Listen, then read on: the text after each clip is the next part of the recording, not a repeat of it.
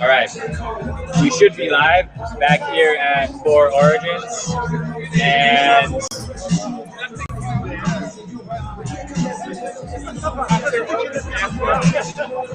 we ran into a few technical difficulties while we are trying to do this.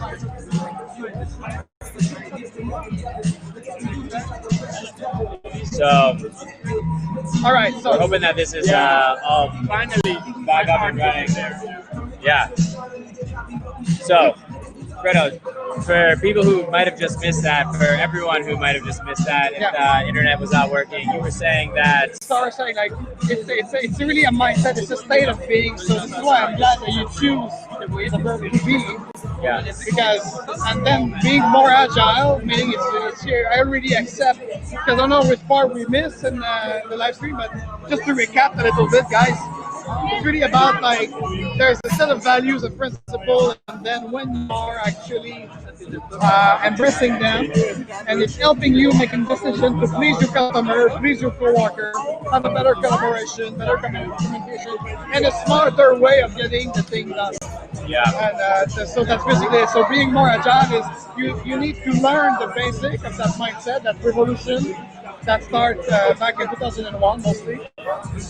And moving on, you become more agile by actually learning more and more about this mindset. Yeah. So there's no, it's not like anything else. It's like sports training. So at first you might not have the best cardio, best achievement, but as long as you have the mindset, you grow. It's a grow mindset, actually. Yeah. As I said, this is why I draw my spiral. Right. Infinite, continuously. Yeah. It will never be finished. And it's never actually over. Yeah. And if you can just give one quick, like, if someone is in a fixed mindset, how is it possible to get a growth mindset? If the person wants to, yes. But is there any way of making someone want to? We never enforce agility to someone. Okay. Or a team or an organization. No.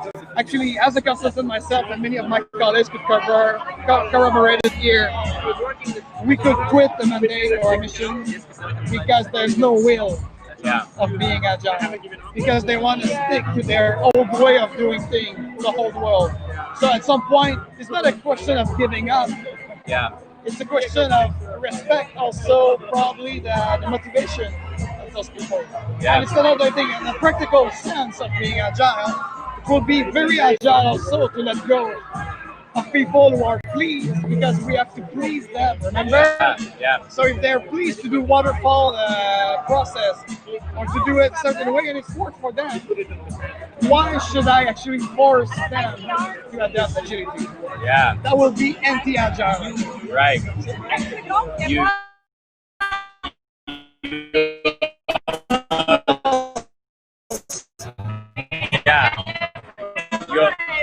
You can't force anyone. You can't change their mindset. You can just see the mindset to advance them. It's really a question of why. Yeah. And when you answer the why, then you could do anything you want from that why, from that dream. Yeah. But if you don't read, maybe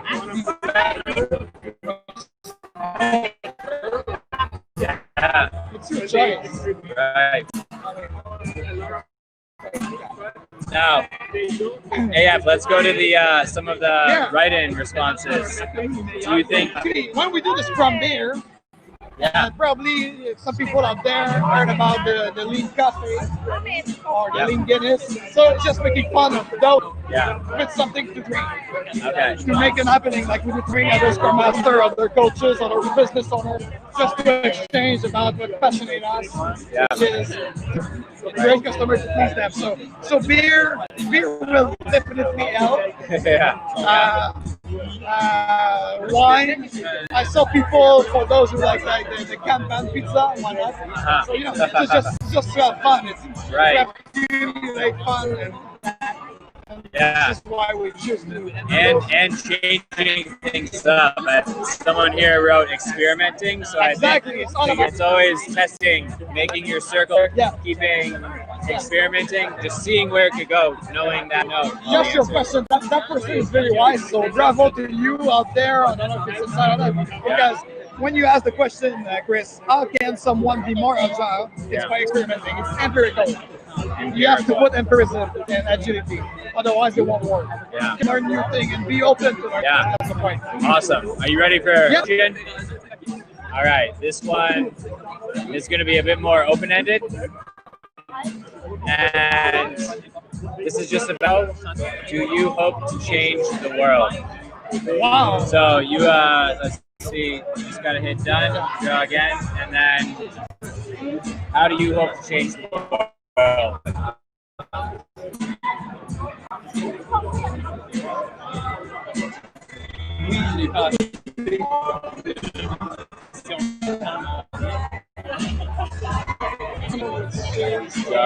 Just go draw again. So I do that? Yeah.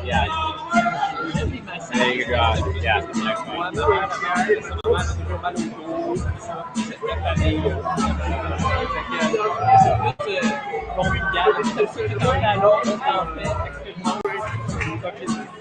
Yeah, well, so for me, it's don't keep calm, go change the world by being yourself. Be authentic. Yeah. Put intention into what you want to do and what you do. Yeah. I think that's the key. And actually, yes, agility will help you to get there. With that mindset, I mean, like, I don't know if it's too. Yeah, go, yeah, get into it. Get into the theoretical. The theoretical, but the practical way. I mean, like, Because I've heard you change yourself. That's the first step to changing your environment. Yes. It has to start from within. exactly.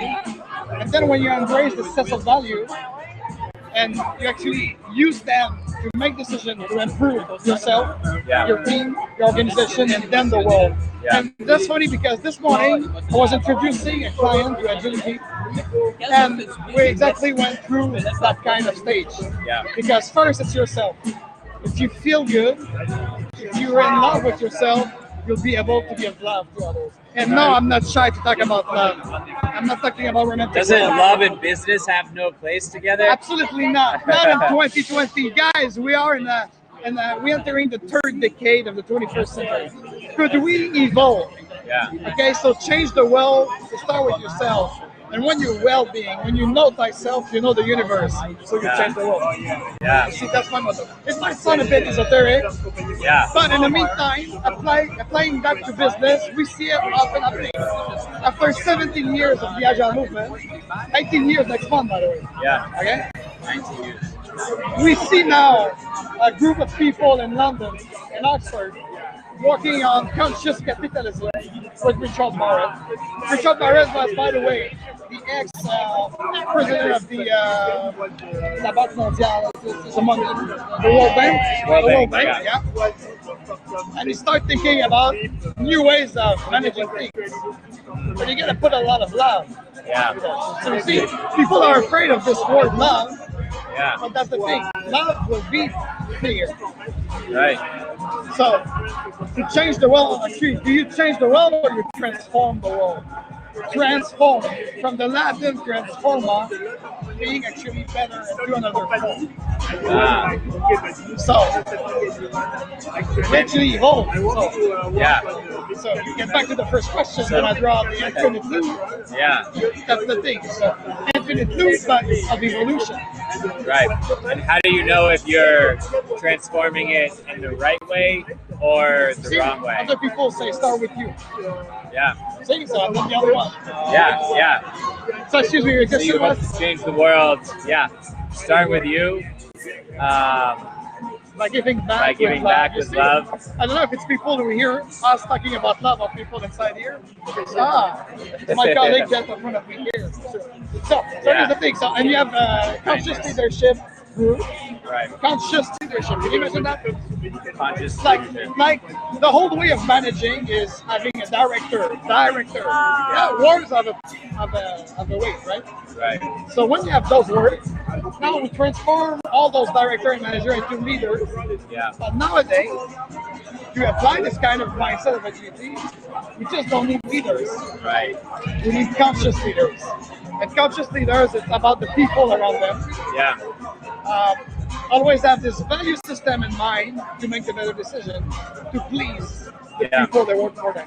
So I have a question. Yeah. Do conscious leaders run companies on the stock market where short-term gains are prioritized? Good question. I think we're getting there at some point. As I said, Richard Barrett, who started a movement of conscious capitalism, Yeah. was for about 15 years the head of the World Bank. Yeah. It's the central bank of all central banks. So now when you talk about the stock market, I know it's a bit on the other side of the financial. It's more like, I would say, I don't know if I'm allowed to say that, but it's more like the fake investment financial thing. Yeah. It's the gaming part. You of see the financial tweets sector. that drop company valuations by $1 billion. Exactly. And by the way, I was talking before at the Scrum Beer with a nice entrepreneur before. They say like the startup wave that we have right now, it's all BS because of these valuations. Yeah. Like we have a great example, and I'm sorry to offend anybody out there, but WeWork, Yeah. it's almost failing right now. Are you losing the thing Yeah, here we're again? still going here though. Here It's it's good. okay, because you're the most important. Yeah, exactly. So yeah, that's it. So you see, all these discussions, these conversations should help us grow Yeah. and should help us transform the world. And it's happening in. So that's the funny thing. Is it happening in a fast, slow? This is a perception. Yeah. Okay, even the time, the concept of time is a perception. So, Right. so right now, There's some sharks that have been alive for 500 years. exactly. So that's why I said don't keep Recorded calm. history. Because if you stop moving, the shark is getting you. Yeah. But Yeah. if you're still swimming, the shark will run after you. Just keep going and Yeah, exactly. yeah. Well, So awesome. what have we have here? It's, Yeah, we got. We think Earth some people great, think Bernie will change the make, world. make Earth great again. I Love, like that. anarchy, Anarchy. Oh funny. yes, actually about anarchy, I'd like to say something. Thank you for that, whoever you are, because this is great. Actually, a lot of people will say, "Oh, agility will bring chaos into my organization." No, they don't understand. It's actually bring a better order, not order out of chaos, but actually. I like to say anarchy is one thing, and anarchism is self-managed. I think it's a proper way in English to talk about self-organizing, self-managed stuff. So I think this is very clever, actually. Yeah, yeah, Because anarchy, of course, is always chaos. It's a negative way of seeing things. But with anarchism as the system of society, it's actually about empowering people, right. really self-managed, more locally, smaller structure, and it's exactly what agility is promoting. Yeah, Also, we didn't talk about it before, but you remind me that. So thank you for that. Wherever you are, thumbs up to this because, they got it right. And I think it's interesting that anarchy trained because I was recently reading about forests that have these pockets of biodiversity. Yes. And they happen once a tree falls down, clears out the space, and gives room for all of these other organisms to grow within. But if you have wildfires, you have just flat clearing. It doesn't have enough structure around it to support that regrowth. So it's almost like the healthiest organisms have those trees falling down, have those things changing, but they don't change the entire organization, but they're always changing, or else they can get wiped out by one single thing that they didn't see coming. So I think, a healthy dose of anarchy is good for everyone. But again, anarchy is the pejorative way of saying like F the system. Right. To be polite here. Right. But anarchist, if you read about it, it's a very serious political system of empowering the citizens. And like anybody out there will talk about it because I saw Bernie something and I thought to him, but Bernie, his first campaign, he promoted a sense of empowering people. It's not about the citizens or communities. It's really about a local community that work together in togetherness, have a better say in what should be it. And then you could actually, after that, it's the same thing. I say start from you, your community, and then you scale it. Yeah. So you scale it. So anarchist, when I was reading it in my first bachelor in political science back in the day, a long time ago. I know I might look young in the dark, but I'm not. So yeah, it was all about this. I was fascinated by those guys who worked in the 1700s before the American Revolution. Yeah. They wrote about a system of self. Okay. So, but the bourgeois in France and in the United States, they decide to create more practical type of revolution. Right. Or pragmatic, should I say. Yeah. So what I call it more pragmatic. Instead of going into a system that really empowered the subject of the king. Right. Well, the king, you could argue that he's not in the business of empowering. No. He's in the business of being in power. No, but and so, you saw what happened. Yeah. Maybe less in the United States. yeah. You could correct me about it but in France, the revolution that stayed for about 2 decades till Napoleon take over he gets back the power he was giving to the citizens. Because I don't know if people out there, some French there, but they could also correct us. The Commune de Paris, there was a commune. The commune was actually a self-managed anarchist way of managing things. But Robespierre had killed them all. interesting. It was a revolution called a revolution. The thing is, they replaced the king in France by an oligarchic system that it didn't empower more the people. Yeah. We think, oh yes, liberty, brotherhood, fraternity, and I missed the third one. Anyway, but You're not a very good French person. nah, French one. Yes, he's French. Yeah, there's some. They're everywhere here in Montreal. Yeah. You run into one eventually. But I don't remember the third. What's the third? Liberté, fraternité, et loyauté. Loyalty? Loyauté. Ça, c'est les vagues de... En France. Anyway, Sorry. so the thing is, so this is for me like was really revealing. Now we have maybe a Listen yoga more, stuff or love more, meditation. recycle, just do it. I think that just do it is interesting too. Just trending towards action. Yoko Ono? Yoko. Yoko? Yeah, maybe we should just put all of our hope in Yoko Ono. But I don't know also, if she's doing it. It's been a while. yeah, since the sit-in for peace, which actually happened here in Montreal at the Fairmont Hotel. Her and John Lennon locked themselves in a hotel room. Yeah. I wasn't even born. Have you been to the? I have. It's a great exhibit. So, AF, this has been an awesome. Égalité, that's right. Thank you. This has been an incredible interview. Thank you. Learned so much about agility, everything. How can people find out more about what you're doing? Come to the next Agile Lounge.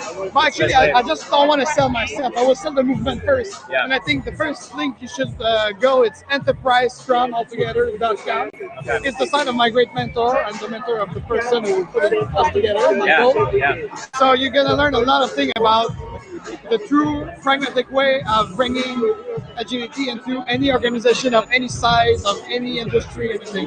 And if you'd like to know more about what I'm doing, not just in Montreal, but also in Europe and the United States, go to Agile, how do you say again, like Agile Lounge. AgileLounge.com, yes.